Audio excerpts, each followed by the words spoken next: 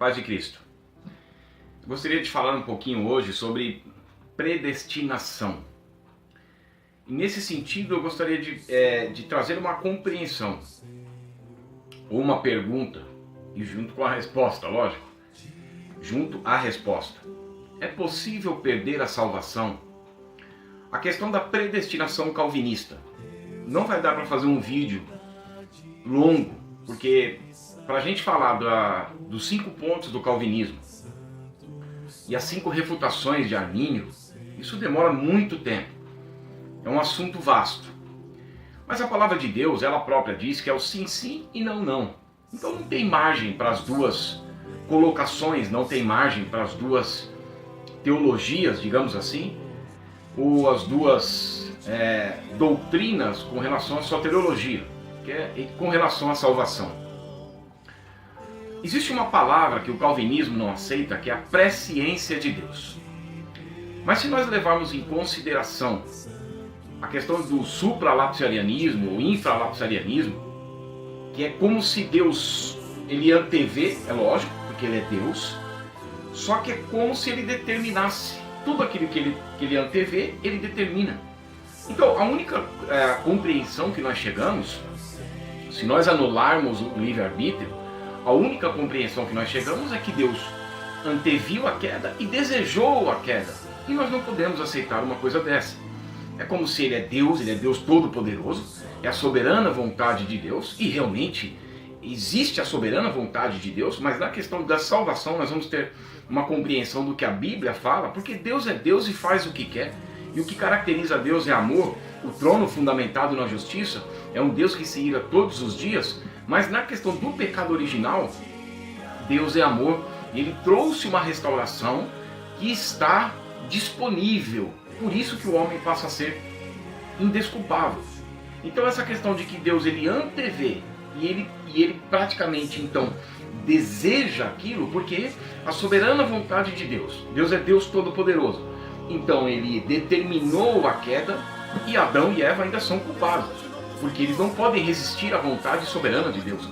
Então Deus determina que haveria o pecado, Adão e Eva pecam, mas mesmo assim quem são culpados são eles. Então não tem como nós absorvermos isso. O pecado entrou no mundo lá em Gênesis capítulo 2, versos 16 e 17. No dia em que dela comerdes, certamente morrerás. Deus falando com relação à árvore do conhecimento do bem e do mal. Adão e Eva, os nossos primeiros pais, pecaram. E a Bíblia diz lá em Romanos capítulo 5, a partir do versículo 12 até o verso 21, de que o pecado ele contaminou então toda a raça humana. E nós hoje somos contaminados. O apóstolo Paulo fala isso lá em Romanos capítulo 7, ele vai falando que nós somos, o nosso corpo é escravo, reduzido à escravidão do pecado, que o bem que nós queremos fazer nós não fazemos, mas o mal está sempre diante de nós. Miserável homem que sou, quem me livrará do corpo desta morte? Então a questão da salvação, existe predestinação? Deus ele separou um grupo, aquele grupo vai ser salvo, independente de qualquer coisa, mas aí o calvinismo vem falar da perseverança dos santos, um dos pontos.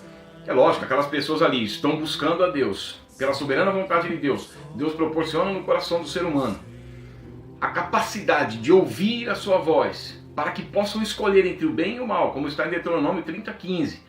Eis que põe diante de vós o caminho do bem e do mal, da morte e da vida. É como se nós falarmos do pecado, da queda de Satanás, a origem do mal, que é a filosofia. Tudo que está ligado à filosofia é muito perigoso com relação à sua fé na palavra de Deus. Porque ainda que tenham filósofos que sejam meio cristãos, não são não, meus amados. Ou uma coisa ou outra, porque sempre vai haver um confronto. Então quando a filosofia pergunta sobre a origem do mal, Deus, o mal com L e o mal com U, é uma diferença. Mal com U é pessoal e o mal com L é uma situação. Deus então, ele proporciona, como a Bíblia diz lá em Isaías 45:7, que Deus cria o mal também. Mas esse mal é que Deus cria uma situação em que você possa olhar e ver aquilo que você vai ser movido para crer. A Bíblia diz, por exemplo, quando diz lá em João 3,16, porque Deus amou o mundo de tal maneira que deu o seu Filho unigênito, já falando na restauração, Quando a Bíblia fala aqui em Colossenses capítulo 1, verso 13 a 19, que na cruz, Jesus, Deus, ele estava reconciliando consigo mesmo todas as coisas.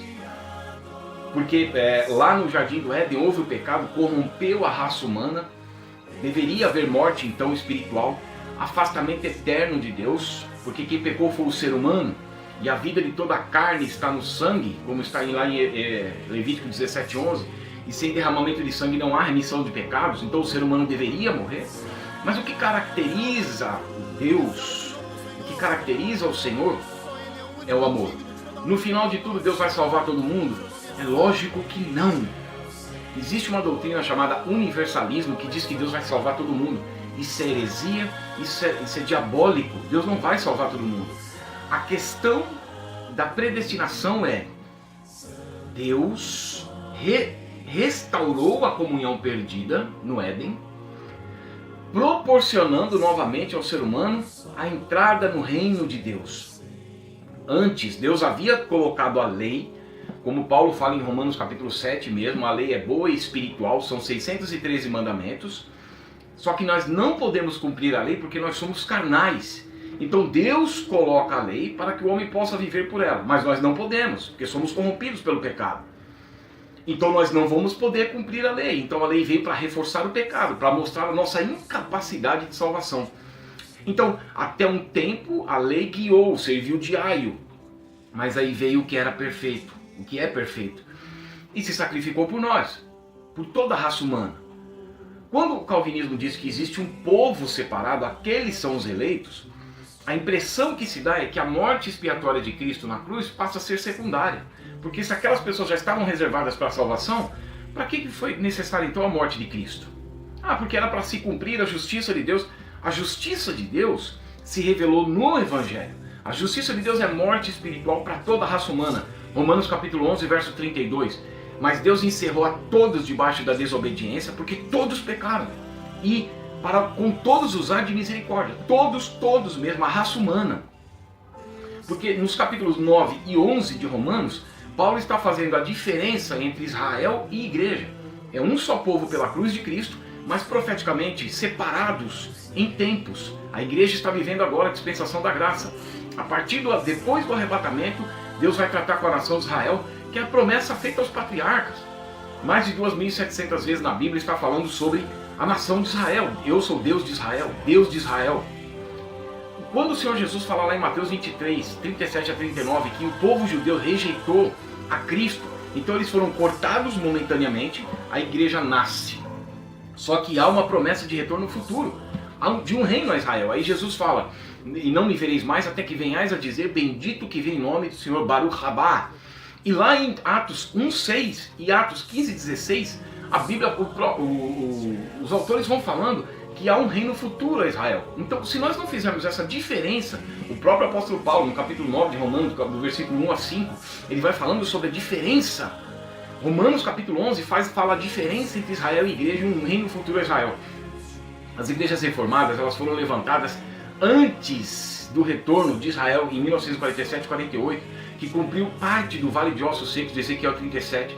Todas as profecias estão se cumprindo sobre a nação de Israel, mostrando que há um reino futuro. Então, aí eu poderia aqui falar um monte de profecias com relação a Israel. Isaías 30:26, Jeremias 31:35, Jeremias 30:19, Ezequiel 37, Mateus 24:32, 34, que fala da parábola da figueira. Eu poderia aqui ficar falando o tempo todo, mas eu gostaria de falar sobre isso. Se nós não fizermos diferença entre Israel e igreja, então aí vai falar aqui, Israel, a igreja sim é Israel espiritual, mas existe a Israel física, a nação, que serão restaurados por promessa aos patriarcas, separados, unidos em um só povo, como povo de Deus, Efésios 2:18, mas separados com relação à profecia bíblica, 1 Coríntios 10:32, separação entre igreja de Israel e gentios. Se não fizer isso, então cai por terra tudo o que estão dizendo, e aí tem aquele grupinho dos eleitos, é aquele grupo que está ali, aquele grupo será salvo, e aí nós vemos pessoas então que não se importam com a salvação. Então o que Deus fez? Ele encerrou todos debaixo da desobediência para com todos usar de misericórdia. Aí entra a graça de Deus, onde a justiça de Deus era para haver morte espiritual, mas ela se revela no Evangelho, como está em Romanos 1, 16 e 17. A morte espiritual, ela recaiu sobre Cristo. Cristo morreu por causa das nossas transgressões, porque aí todo ser humano estaria corrompido, mas ressuscitou para a nossa justificação. Então o homem pode por si só escolher por Deus, a questão é que Deus proporcionou isso. Porque, vamos por essa linha de raciocínio do calvinismo? O homem não pode por si só escolher a Deus porque ele está totalmente depravado e corrompido. Tá bom. E Adão e Eva estavam corrompidos? Adão e Eva estavam depravados? Não, não havia pecado nos olhos de Adão e Eva, mas eles escolheram Satanás. Eles escolheram por Satanás, por causa do livre-arbítrio que nós não podemos entender. Isso é proporcionado no coração humano. Então a Bíblia diz que a partir do conhecimento de Deus, Adão e Eva pecaram. Não fomos nós que pecamos, mas nós fomos corrompidos por esse pecado. Só que, como que Deus vai encerrar a todos no inferno sem chance nenhuma de salvação, sendo que nós fomos atingidos por isso? Mas a partir do momento que vem a mensagem do Evangelho, a restauração de Deus, então Jesus fala assim para os judeus daquela época: se vocês não reconhecem que eu sou, o vosso pecado então permanece. Já que vocês dizem que vocês vêm como Adão e Eva, agora eu vejo tudo como pessoas que não perdoam nada, como pessoas que cerram o coração, como a Bíblia diz, eles fecham o coração, como está nos Salmos, os insensíveis fecham o coração, e Jesus diz isso. A condenação é essa, que a luz veio ao mundo, a restauração veio ao mundo, mas os homens amaram mais as trevas do que a luz, porque as suas obras eram más. A luz é a palavra de Deus, é Cristo revelado, o próprio Deus encarnado. João capítulo 1, verso 1, João 1,14. A palavra de Deus é lâmpada para os nossos pés e luz para o nosso caminho. Foi isso que Jesus disse. A luz veio ao mundo e as pessoas amaram mais as trevas, quiseram continuar nos seus pecados. Por isso que Romanos capítulo 1, verso 18 a 21 fala isso. A ira de Deus se revela do céu contra toda a impiedade e perversão dos homens que detêm a verdade pela injustiça, porquanto, tendo conhecimento de Deus, não glorificaram como Deus. Então, podemos perder a salvação? Sim, se não vigiarmos. Hebreus capítulo 2, verso 1 a 4. Como escaparemos nós se negligenciarmos tão grande salvação? Por isso é necessário que nós nos apeguemos ainda mais às verdades ouvidas. A Bíblia fala lá em Apocalipse capítulo 3, verso 8 a 11. Guarda o que tens para que ninguém tome a tua coroa. A Bíblia fala em 2 Pedro capítulo 1, capítulo 2, verso 1 a 3, que eles chegaram ao ponto de renegar o soberano Senhor que os resgatou. Olha o que a Bíblia fala aqui em Hebreus. Veja se não é possível perder a salvação. Eu não estou entrando nos pontos de Armínio e nos pontos de Calvino. Eu estou apenas mencionando os textos bíblicos. Olha para isso. É impossível, pois que aqueles que uma vez foram iluminados e provaram um dom celestial e se tornaram participantes do Espírito Santo e da boa palavra de Deus, poderes do mundo vindouro, e caíram, é impossível renová-los para o arrependimento, visto que estão crucificando novamente o Filho de Deus e o expondo à ignomínia, à vergonha. Olha para isso. A graça é irresistível. O jovem rico resistiu à graça de Deus, meus amados. Jesus, vendo o jovem rico, amou e proporcionou salvação para ele. Você quer saber? Olha, eu guardo os mandamentos. Você não vai ser salvo pelos mandamentos. Você não pode cumprir os mandamentos de Deus, porque você é carnal. Mas uma coisa te falta: vai e vende tudo que você tem, se desprende. E a igreja está buscando tudo isso. Se desprende. Depois vem e me segue. Aí você vai ser salvo. Você vai ter um tesouro no céu. Gente, por favor, ele resistiu à graça de Deus. Então, é possível perdermos a salvação. Então temos que vigiar. A Bíblia diz: vigiai, pois, porque não sabeis a que hora vem o vosso Senhor. E ele virá no dia em que não cuidares. Existem muitas pessoas que a Bíblia fala isso. Hebreus capítulo 10 mesmo, a partir do 25, 26, 27, 28. Se nós, após termos o pleno conhecimento da verdade, vivemos deliberadamente no pecado, já não resta mais expectativa de salvação, mas uma expectação horrível de juízo. Então, se uma vez foram iluminados e não crê, porque nós vamos servir a Deus, a árvore se conhece pelos frutos. E Mineu e Alexandre caíram. O apóstolo Paulo fala que muitos retrocederam. E tem que se vigiar. Então, é antibíblico. Eu estou falando, a forma dos cultos das igrejas reformadas é maravilhosa. Mas a questão soteriológica Eu não vou entrar na questão de Faraó nem de Judas. A Faraó, a Bíblia diz que Deus endureceu o coração de Faraó, mas é a palavra razã, que quer dizer encorajamento. Já que você quer ser ruim, sobre você eu vou mostrar o meu poder então. A Deus não estaria sendo injusto porque ele estaria apenas exercendo a sua misericórdia, se Deus não fosse caracterizado pelo amor. Porque Deus é amor. Vai salvar todo mundo no final? Não. Não. Porque aí está Cristo. Mas a Bíblia diz que muitos rejeitaram a salvação. Mas Deus então proporcionou essa salvação a todos. Mas nem todos serão salvos. Principalmente dos que estão dentro dos locais de culto, achando que fazem parte dos eleitos. Mas só que estão negligenciando a palavra de Deus porque acham que fazem parte dos eleitos. Então é necessário vigiar. Amém? Deus abençoe a tua vida.